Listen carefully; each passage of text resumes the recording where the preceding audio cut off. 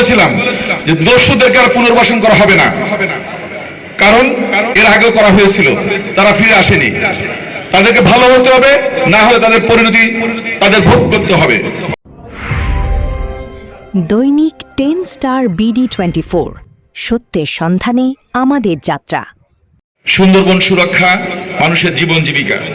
আমি সুন্দরবন সুরক্ষা আন্দোলনের একজন কর্মী হিসেবে বা পরিবেশ কর্মী হিসেবে আমি বিশ্বাস করি এই জিনিসটি আমাদের এই জনপদের জন্য আল্লাহ প্রদত্ত বা স্রষ্টা প্রদত্ত একটা বড় নিয়ামত। এটা রক্ষা করার দায়িত্ব আমাদের। আমি এর আগে বলেছি আল্লাহ রাব্বুল আলামিন প্রত্যেকটা জনপদের জন্য একটা নির্দিষ্ট যে কোনো একটা অ্যাসেট দেয়, যেটা দিয়ে তারা জীবন জীবিকা নির্বাহ করে বা সেভাবে চলে। তা আমাদের জন্য কিন্তু এই সুন্দরবনটা কিন্তু সেই ধরনের একটা জায়গা। একদিকে বঙ্গোপসাগরের নীল জলরাশি, আর একদিকে সুন্দরবনের বিশালতা, সবুজের বিশালতা, এটা আমাদেরকে মুগ্ধ করে প্রাকৃতিক ভাবে। ঠিক তেমনি সিডর, আইলা, আমপান, ঘূর্ণিঝড়ের মতো নূরজাহান, অসংখ্য ঘূর্ণিঝড় গত 10-15 বছরে আমাদের এখানে আঘাত করেছে, এবং সুন্দরবন তাকে আমাকে শিল্ড হিসেবে বা সুরক্ষা বর্মন হিসেবে কাজ করেছে। কিন্তু সুন্দরবনের এই যে সুরক্ষা, এইটা কিন্তু বিঘ্ন করছে এই জনপদের মানুষ। আমরা যারা সুবিধাভোগী তারাই সুন্দরবনের ক্ষতি করছি। এখানে জলদস্যু, বনদস্যু তারা এই জনপদের মানুষ বা সুন্দরবন উপকূলের মানুষ, ম্যাক্সিমাম 90%।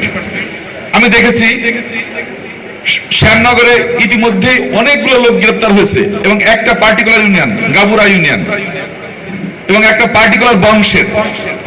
তার মানে ওইটাকে যদি আমরা নিয়ন্ত্রণ করতে পারি তাহলে কিন্তু ওই বেলটা কিন্তু আর দস্যুবৃত্তি থাকবে না। ঠিক তেমনি আমরা সরকার গঠন করার পরে মাননীয় প্রধানমন্ত্রীর নির্দেশনায় আমি 22শে ফেব্রুয়ারি খুলনাতে একটা সভা করেছিলাম।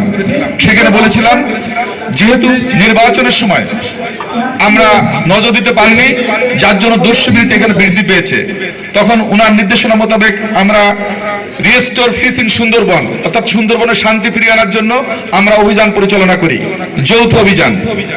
পরবর্তীতে সাতক্ষীরা বেল্টের জন্য আমরা ম্যানগ্রোভ শিল্ড, এবং পরে এই 3টা জেলাতেই খুলনা, বাগেরহাট, সাতক্ষীরা আমরা এই 2টো অভিযান পরিচালনা করেছি। আপনারা দেখতে পেয়েছেন ইতিমধ্যে কয়েকটি বাহিনী আত্মসমর্পণ করেছে। আমি পরিচালনার দায়িত্ব পাওয়ার আগেই আমরা কি করব সেগুলো ঘোষণা দিয়েছিলাম। আমরা কিন্তু সেই খাল খনন কর্মসূচি, বৃক্ষরোপণ কর্মসূচি, আমাদের রিনিউয়েবল এনার্জির কর্মসূচি, আমাদের ইলেকট্রিক বাস ইম্পোর্টের কর্মসূচি, এগুলো কিন্তু আমরা বাস্তবায়ন করছি। কিন্তু যেগুলো